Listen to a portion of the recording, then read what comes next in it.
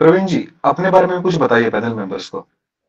Sir, मेरा नाम प्रवीण बालकृष्ण माने है। मैं महाराष्ट्र स्टेट कोऑपरेटिव बैंक में जॉब करता हूँ कैशियर का। मैं बीएस एग्रीकल्चर बारामती कॉलेज से पास हुआ हूँ। मैं जेआईबी का 3 पेपर भी पास हुआ हूँ। मेरे में एबिलिटी है कि early adapt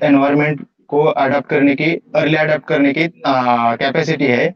work pressure easily handle कर सकता हूँ और दिया हुआ जो टारगेट है वो दिए हुए समय में ही पूरा कर सकता है पूरा करने की कैपेसिटी रखता हूँ। और मेरे फैमिली के बारे में बता सकता हूँ तो मेरे पिताजी खेती करते हैं। मेरी माँ हाउसवाइफ है और मेरा छोटा भाई है जो बीकॉम करता है।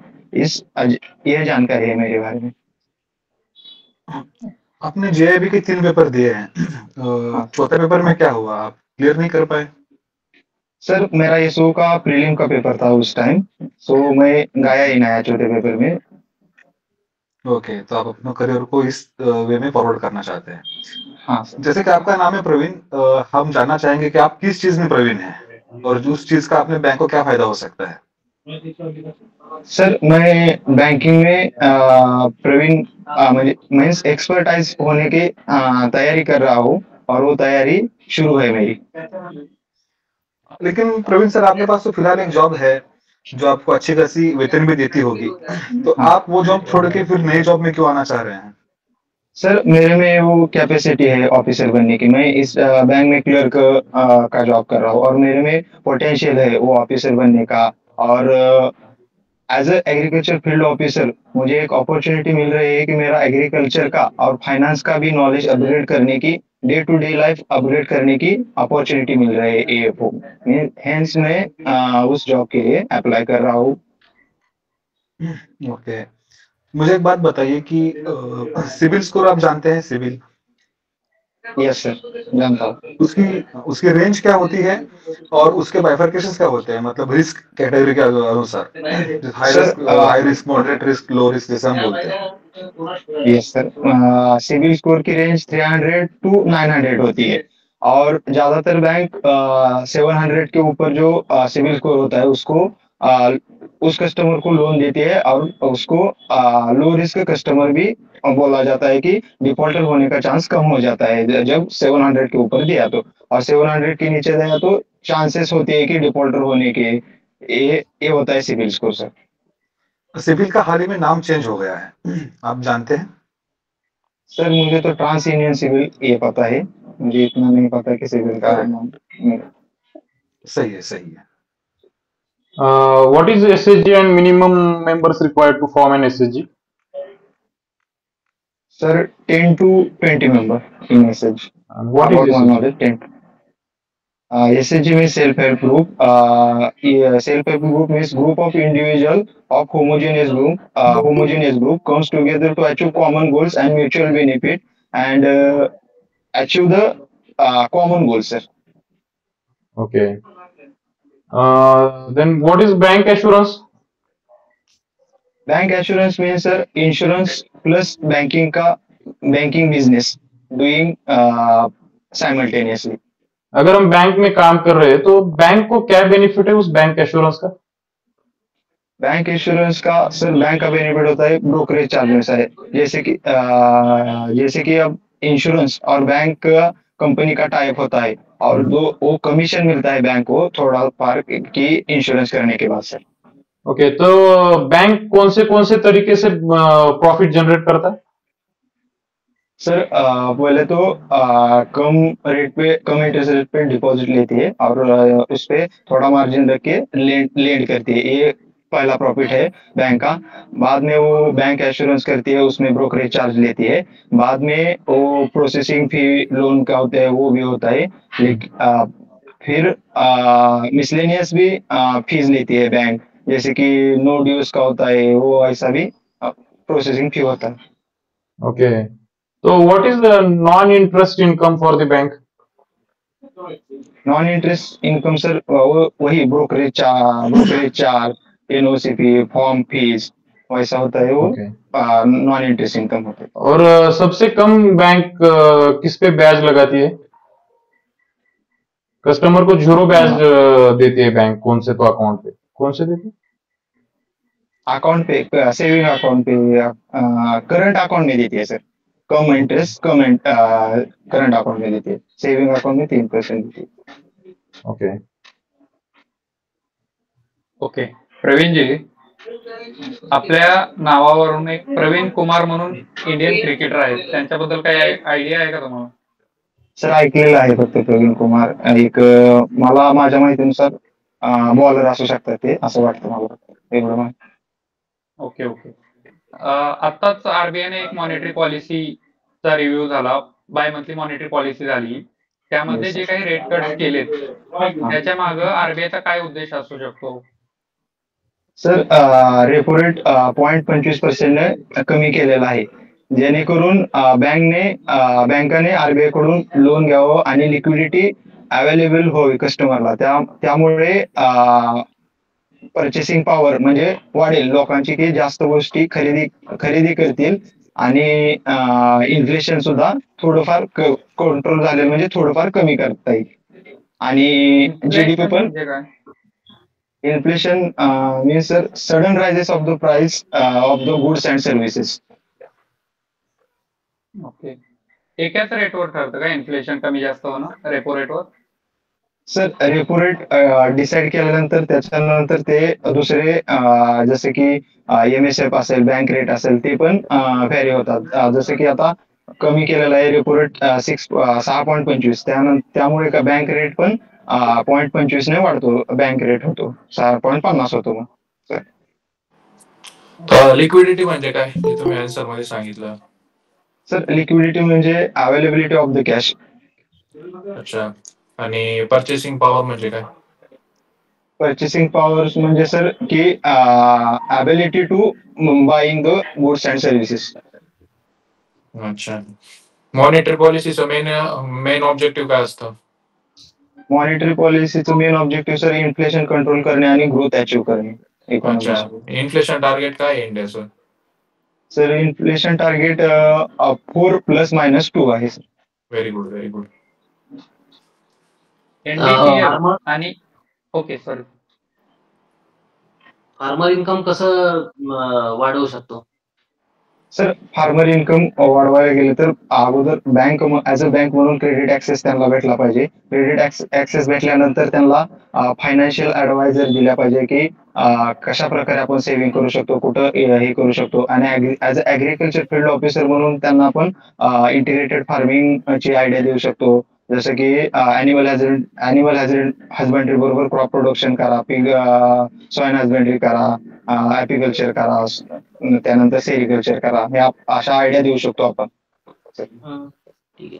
ऑर्गॅनिक फार्मिंग का बरं जास्त इम्पॉर्टंट आहे आपलं? सर ऑर्गॅनिक फार्मिंगमुळे एन्व्हायरमेंटचा म्हणजे प्रदूषण कमी होतं, एन्व्हायरमेंटचा ऱ्हास होत नाही आणि सस्टेनेबल यूज होतो सगळ्या रिसोर्सेसचा. आणि त्याचा इफेक्ट पण आपल्या हेल्थवर पॉझिटिव्ह इफेक्ट आहे. त्यामुळे त्या गोष्टी ऑर्गॅनिक फार्मिंगच्या जे प्रोडक्ट असतात, आउटपुट असतात, ते म्हणजे एक्सपेन्सिव्ह आहेत आणि ते लोक म्हणजे जास्त पैसे देऊन घ्यायला सुद्धा तयार आहे. त्यामुळे फार्मरची लाईफ सुद्धा सुधारू शकते. एनपीए चा इफेक्ट काय होतो बँकेच्या परफॉर्मन्स वरती? सर एनपीए झाल्यामुळे त्या एनपीएच्या असेट्स मधून काहीच उत्पन्न जनरेट होत नाही. त्यामुळे लॉस पण होतो बँकेचा. आणि इन्कम जनरेट नाही झालं तर ते कॅपिटल म्हणजे दिलेलं लोन असतं त्यामधून प्रिन्सिपल पण येत नाही आणि इंटरेस्ट पण येत नाही. बँकेचे आणि assets आपल्याला म्हणजे काय? बँकेचे असेट्स म्हणजे सर लोन्स अँड ऍडव्हान्सेस आपण देतो ते असेट्स असतात. आणि बिल्डिंग आणि हे पण असतात, बिल्डिंग वगैरे असते बँकेचे, ते पण असेट्स असू शकतात सर. लायबिलिटीज काय असतं काय? लायबिलिटी सर आपण घेतलेलं बँकेने घेतलेलं डिपॉझिट असते ते लायबिलिटीज असतात. मग बँकेसाठी काय महत्वाचं आहे, डिपॉझिट्स का लोन? काय सर प्रश्न नाही का? बँकेसाठी काय इम्पॉर्टंट आहे जास्त मग? सर दोन्ही पण इम्पॉर्टंट आहे, कारण सायमल्टेनियसली त्याचा बॅलन्स राखला पाहिजे तरच बँक म्हणजे हे करू शकते, प्रोग्रेस करू शकते. अच्छा. नेट इंटरेस्ट मार्जिन बद्दल ऐकलेलं आहे का? नेट इंटरेस्ट मार्जिन थोडंफार मी सांगू शकतो सर. नेट इंटरेस्ट मार्जिन म्हणजे की जे आपण कॉस्ट ऑफ फंड असतो ते मायनस करून आपण दिलेला जे इंटरेस्ट दिलेल्या Advances. लोनवरती ऍडव्हान्सेस असतात त्याच्यामधला म्हणजे मायनस केल्यानंतर नेट इंटरेस्ट मार्जिन राहतं sir. Okay okay, very good very good. IFS चे काही एक्झाम्पल देऊ शकता का तुम्ही इंटिग्रेटेड फार्मिंग सिस्टमचे? हो सर, इंटिग्रेटेड फार्मिंग सिस्टीम मध्ये आपण हे पहिल्यांदा तर क्रॉप प्रोडक्शन विथ लास्टॉक हजबंडरी करू शकतो. त्यानंतर त्याच्याबरोबर सॉइल हजबंडरी करू शकतो. त्यानंतर ऍपिकल्चर करू शकतो, सेरिकल्चर करू शकतो, फिशरी करू शकतो. तुम्हाला काय वाटतं की एखादी कंट्री एकाच वेळेला पूर्णपणे ऑर्गॅनिक मेथड अडॉप्ट केले तर त्याचे काय परिणाम होतील? सर, ऑर्गॅनिक प्रोडक्ट म्हणजे अडॉप्ट केलं तर त्यामुळे ऑर्गॅनिक अगोदर तर म्हणजे प्रोडक्शन कमी देतं आणि प्रोडक्शन कमी दिलं तर त्यामुळे ते जेवढी रिक्वायरमेंट आहे कंट्रीच्या कन्झम्पशनची ते तेवढं प्रोडक्शन होत नाही. त्यामुळे ते इन्फ्लेशन राईज होतं आणि इन्फ्लेशन राईज झाल्यानंतर त्यांना म्हणजे ज्या कमोडिटी पाहिजे असतात गुड्स अँड ऍग्रिकल्चरच्या ज्या कमोडिटी पाहिजे असतात ते भेटत नाहीत आणि त्याचे इन्फ्लेशन हे एक परिणाम होऊ शकतो सर. आता एखादं रिसेंट एक्झाम्पल सांगशाल का मला ज्या कंट्रीने ऑर्गॅनिक फार्मिंग इंट्रोड्यूस केली पण त्याच्यामुळे त्यांची सर्व इकॉनॉमी कोलॅप्स झाली? तर माझ्या माहितीनुसार श्रीलंका आहे असं वाटतं.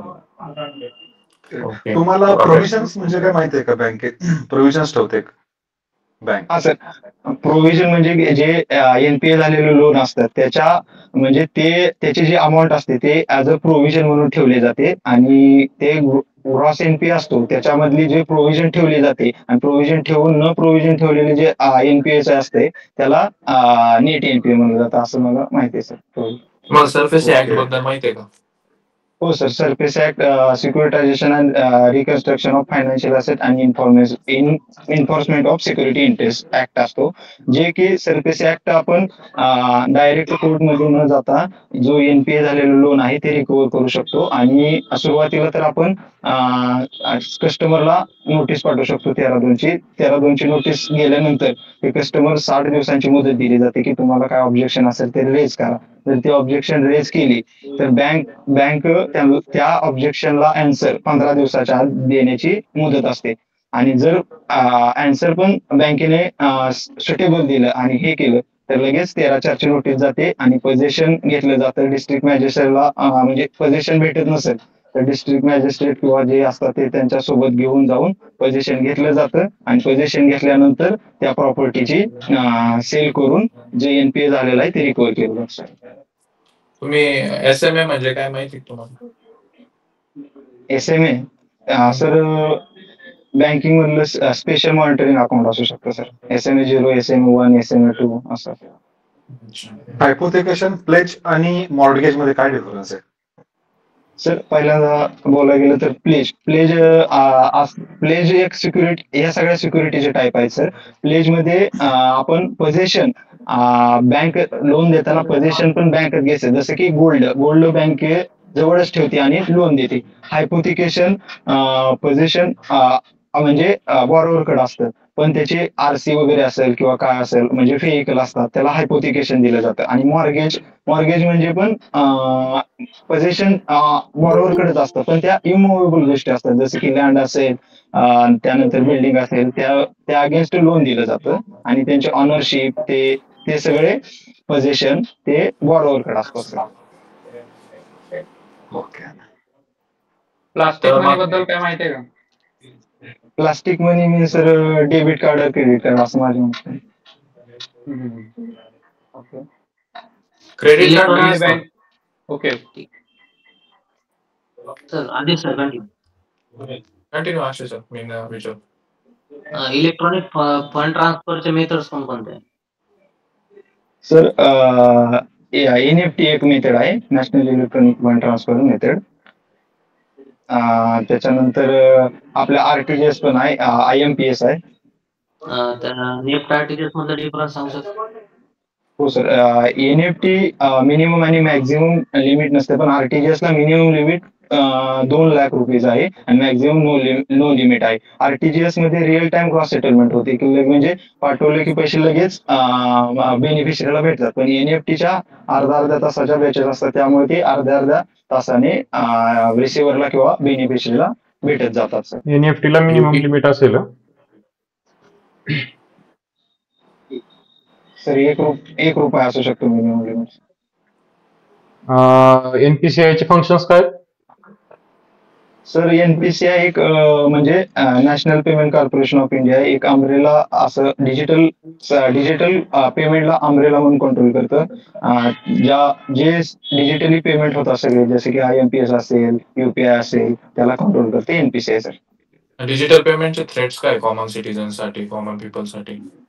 सर डिजिटल पेमेंटचे थ्रेट्स असे आहेत की जे म्हणजे सिनियर सिटीजन आहेत त्यांच्याकडे अचानक असा OTP येऊन ते पैसे हे केले जातात, फ्रॉड केले जातात आणि दुसऱ्या अकाउंटला घेतले जातात, जे म्हणजे आपण अवेअर राहिलं पाहिजे डिजिटल पेमेंट. डिजिटल अरेस्ट बद्दल ऐकलंय? डिजिटल अरेस्ट तर म्हणजे की एखादी माहिती पर्सनल माहिती हॅक करून त्याच्याबद्दल पैसे मागणे ह्याला मला वाटतं की डिजिटल अरेस्ट म्हणतात.